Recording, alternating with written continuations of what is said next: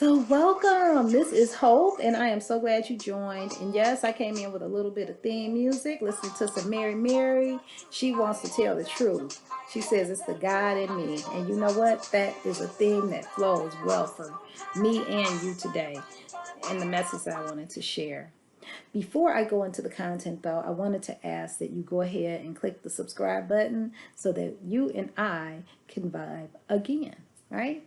So glad to again have this opportunity, and wanted to follow up on my previous video series, which was your role after visualization, but wanted to tap into the energy that we're in right now, which is the spirit of Christmas, the magic, the giving, the receiving, and wanted to talk about, the point of that and what it does for the spirit. For me, I love to look at the faces of people when I give them something or when I'm of service in a certain way. And so I started thinking about it, and I realized it's a shame we only have one day. Not to just be off work and play, but to actually experience that joy. That's a joyous feeling.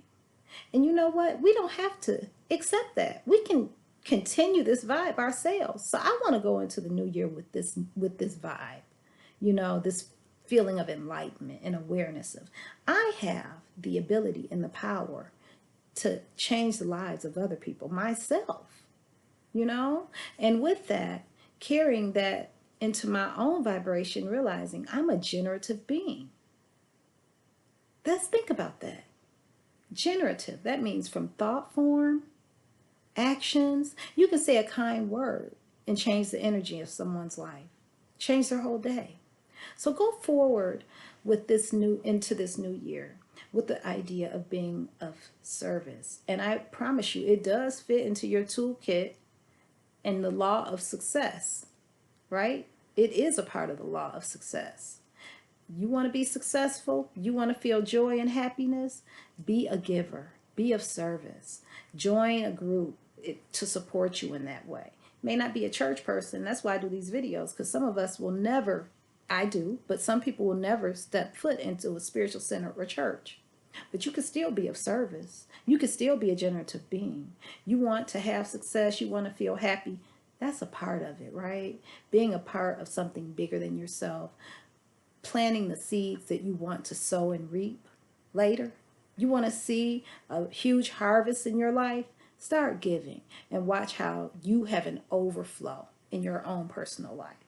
I promise you, people such as Oprah, I've heard speak about it, saying she wakes up every day asking how she can be a beneficial presence to herself and others. And then she acts on it, right? Finds one way to give.